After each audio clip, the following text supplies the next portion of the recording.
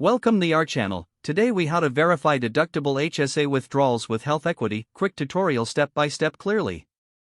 To verify deductible HSA withdrawals with HealthEquity, start by logging into your HealthEquity account.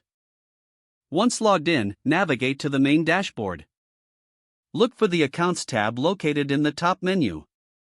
Click on Accounts to view your health savings account details. Find the Transactions section on this page.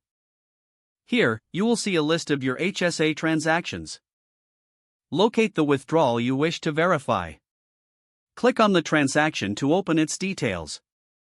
Review the transaction information provided. Check the date, amount, and description for accuracy. Confirm if the withdrawal is categorized as a qualified medical expense. If needed, gather supporting documentation for the transaction. Ensure that the expense adheres to IRS guidelines for HSA deductions. If everything checks out, you can proceed to maintain your records. Once verified, log out of your HealthEquity account for security. Remember to regularly monitor your account for future transactions.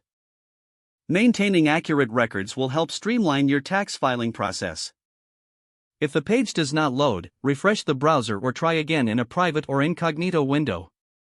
Make sure you are using the correct email address, then retype it carefully to avoid small typos. If your password is not accepted, use the reset option and create a new strong password you can remember.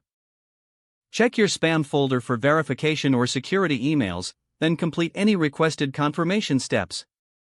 Enable two-factor authentication if available to improve account security and reduce unauthorized access risk.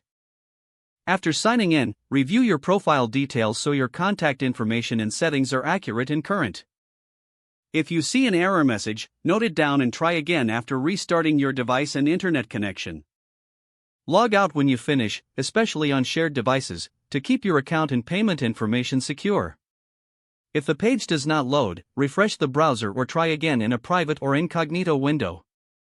Make sure you are using the correct email address, then retype it carefully to avoid small typos.